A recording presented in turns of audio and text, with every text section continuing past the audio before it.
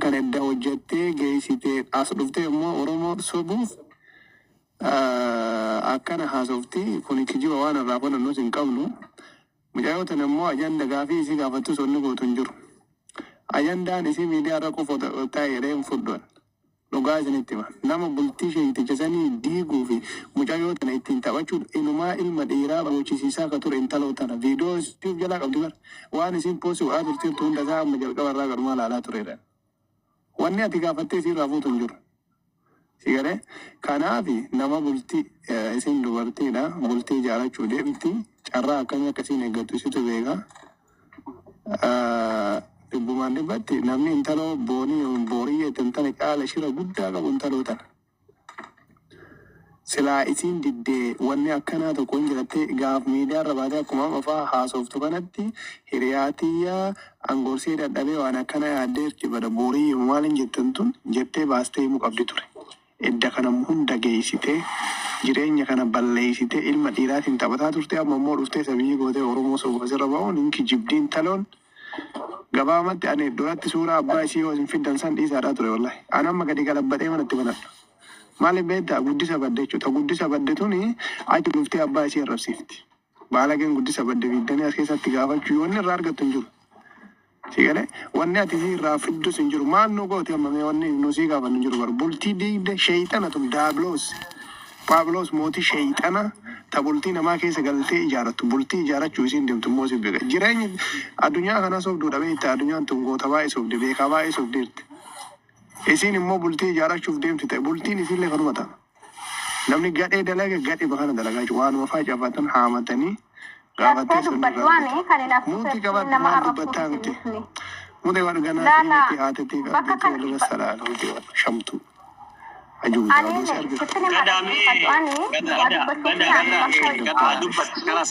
Yaada kee xumuradhaan mootii qabsiisaa nurraa ajuuza Okko yaadu muutii qabadhu kabajaa osoo qabaatte jireenya nama deemtu.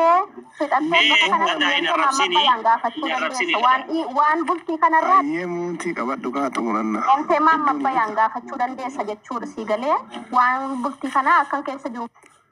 Muutii qabadhu. Muutii qabadhu kaa. Ayyee seenaati afitatuuti afitatu eegariin deebisa. Ano obboleetti akkana jettaa fuudhan durii akkana hiriyaanis immoo hiriyaan aboo ati qaban cadhisetti haake muutii qabadhu taate asi gaafatu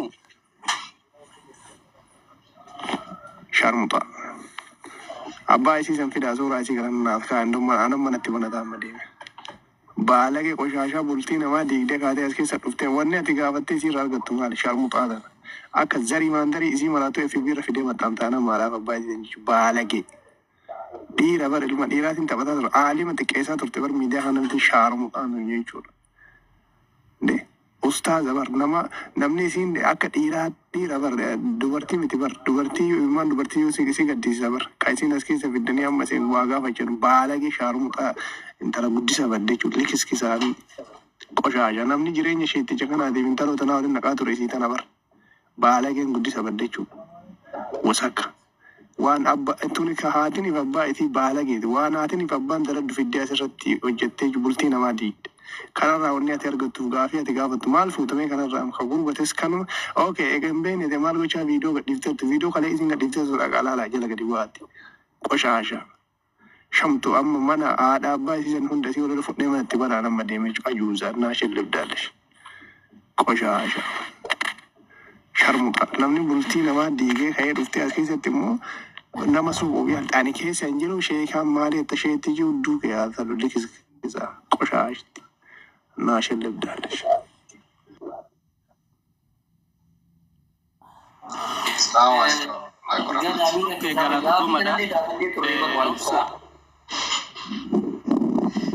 Inda gabaabni nuti galchina aboo nuti yaa uummanni nuti yaa tartiiba qabu dhabaa nuti nuti warra mul'isara. Siyyi sanuma nuti Yusuf dubbatu. Yusuf obsa carraan ofirra. Dubbadhu maal jettaatiin? Aftish nanaa kentanii. Laa ilaaha illallah. obsa galatooma da ani intalotti irraan gaafii qaba ture ilaa tokkoffaa wanni isin galuu qabu wanni silaas jala jirtiin argartanii sheexaan alkaadisa dhugaa rabbi mucaan tun dubbatuuf koomentii baay'een barreessafee ture gaafa san namni tokkon nama hirummaa hin qabne hirummaa waa tokkorraa nama dhorkuu hin dandeenye jiruu namaa yedduu sheenee hiriyaa illaa boolla qarbii addan baanu jaa turte nama hagas jaa turte irra waan isin irraan beeku jiru namni jiruu Mahammad Bayyaan sheekicha san boocise ween ilma dhiiraa boocise intala amma sirraa gabbuute jaa dhugaa rabbi dubbatuuf shakkii takka malee namni isillee narra sobdu hin jiru borullee sobuu deemtu hin jiru Mahammad Bayyaan diddee hiriyaan sheexaanuma akkuma goromsi harree wajjin wayiin oggaa oole dhuufu jan isilleen akkuma sani kanaafuu isin jala buute gaafii guddaa asirraan qaba ture galatoomadha isin ammaaf gamta buuteef hedduu irraa dubbatuun hin barbaachisu namni jiruu kan isittis fuula barreeffime ila obsa gurraacha jala kana jirti salphinni isii gaafa haatiin ila waan tokko qaame yeroo tokko waan haatiin abbaa isii irra bahu deemti miidiyaa kana jechuudha warabbal qabu fidaati asirra jechuudha waan biraa waan qabu gurgurattee miti laal gurguratte ka gurgureessi jireenya namicha kanaas ka deegee isiidha namitti kana jechuudha salphinni isii har'atiin gasii kana keessaa baate haatiin abbaan isii asii miti laal FB irra fidama itti maxxanamee jechuudha sitti maal warabbal qabu abbaan fidanii sun dhiisu namicha sanii baadha jechuudha argadheera waan ta'eef qoshashan abbaa fi haadha ilma qoshasti seenaa yoo jala hayyaatti laafuu tokko barreeffadhu seenaa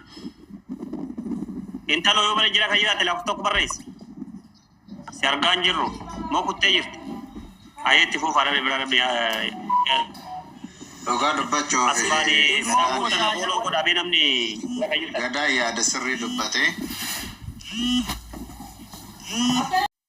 nama Oromoo kana keessatti jechuun tarti sun nama Oromootti walitti buusaa turte siigala dhugaa rabbi namni ganda kana guutuu miidiyaa kana gubbatti nama hunda walitti buusaa ture kanaafuu namni viidiyoo isiitii fi suuraa isii kan argaa jirtanii akka jirtanii akka sawwarattan kanaan guutuun keessan namni as jala jirtan guutuun isaa gastiitti banannee tariiti waan jiruun walitti guurree wallaahi qabu ani yaanni kiyya kana namitti tanallee dhiisuun qabnu namni bultii namicha kanaatitti illee taphate sheeka kennaa ka ummanni keenya jalatti waa hunda irraa baratu namni akkana godhaa ture namitti qorqordaa buufaa eegee fi funyaan wal biraan tarii namni garii wallaahi wasafuudha intala akkanaa kana jechuudha barbaadamee yugajeefa intala qoraa jedha wasaka ajaawa kanaaf ummanni keenya dikkaatu nama hunda walitti buusaa turte yaanni kiyya kana namichi kun dhiifamuu qabu ajjeefamuu qaba bakka jirutti yoo abbaa isii ta'e ajjeefamuu qaba abbaan imimmaan hin ergina koppiliinkii godha ummata jazbaa isheen yeroo asirra taa'ee asiitti kana isiin boojjiftu akkamtu isin dhaqama haga imimmaan ergu ummanni kun barwaatan kan beeku bar imimmaan hin ergina koppiliinkii godha deemanii barbaadanii akka namittiin tuni jireenya isiin irra jiraattu biyya arabaa kana keessatti waan isiin dalagaa jirtu akka quba qabaate siigala asumaan nuti hunni keenya kun badhaadha harki ummata kanaa badhaadha yeroo amma jedhee gadaan dubbatu namni hin beekne isin yaa galu kanaafuu biyya keessatti illee barbaadamee namichi kun akka qabamu labsii dabarsuu qabna hundi keenya as jedhallee warri seeraallee as jala ni jira amma yoo ta'u carraa kiyya kanumaa obsaa nama yaada qabuuf carraa dabarsaa jechuun barbaada. Doktor Galatoomii namni ganda namicha kanaa beektanii namichi kun mallaqa baay'ee guuraa ture mallaqa hawaasaa fi mootummaa waliin buusaa ture shanii deeggara mallaqa guddaa ganda isaa gandan taloo sa'ee namni beektan keessaa na dubbisaa rakkoon qabu harki keenya dheeraa waan barbaadnu jechuu dandeenya mootummaanis hin barbaada namoota baalagee akkanaa kan hawaasa keessa isaanii hawaasa fi mootummaa waliin buusan kana mallaqa baay'eetu akkaawwanti sana. Mootummaan kamiin ergaran fidaa jirtu. Siyaasa Yusuf akkasii mootummaan jiru mootummaa shifta jira malee. Yalla uraati maal beektaa waan hin beekne keessa galii. Mootummaa shifta mootummaa maal beektaa. Yalla jimaa oomishee deemu atiin beektu waan hin beekne keessa galii. Mootummaa waan hin beekne keessa galii. Deesi doktor deesi. Oo malakkaa. Alakka qeerroo Oromoo tokkotti fakkeenyaaf amma warri bultii namaa diige bultiin isaa diigamuu qaba. Warra dhaqa gadaan jedhan jechuudha gadaan jedhan hunda quufsee jira. Wanti kun irratti xiyyeeffatamee qabamuu qaba. Viidiyoon tana kanaa duraan quraana baatanii nuriyyaa tokko jedhanii quraana walii rukutanii qahatanii argaa turre. Intalon kun gaafa nama miliyoona nama 100 qarateessee normaaliidha viidiyoon koo jedhu sana gaafa sana bade isiin shaarmuxummaa tiitii gadi baadee qakanu eenyu gooti montaloo kun. Namni intaloo kana qabdanii diigaa jiru kan gorsaa jiru seenaa kana. Kan itti dhiyaatee intala kana gorsee akkana godhaa jiru seenaadha. Ana akka qeerroo Oromoo tokkotti abbaa si bakka jiru itti kaffallee riyaalamma itti kaffallee qabsiifamanii likkii intala kana agarsiisu.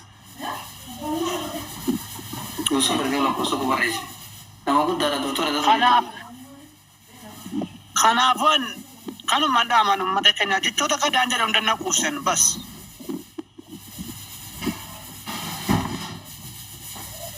Mana salma cifta jira wallahi Yusuf nama guddaa dha. Ya nama dhiisi Yusufiin ani illee beeka ila riyaadi nu siyaasni keenya Yusufi galuu dhabuu danda'a. Siyaasni ammoo vaayirasiidha. No, cafa ko waan biraatitti cafa qaattee hirmaadha. Because ani dhugaas ni jedha. Na ulfaata amma namoonni guddaa akkanaa kun ijoolleen gadheen baalageen bakka jirtu isii otoo qotanii awwaalanii namni jiraate reefa isii qullaa baasanii viidiyoo akka dhiirti takkatteen ittiin dhiyaanne godhanii gadhiisan. Na ulfaata jiran amma haadhaaf abbaa qabna. Namni guddaa akkanaa kana yoo salphoon baalageen siraatan qabne yoo akkana haadhaaf abbaa ulfina dhoggiteeti ni bultii dhoggiteeti kana kootu nama gaddisiisa. Mootummaa jettanii kana dhiisaa jiran mootummaa ofiin uummata fixaa jira.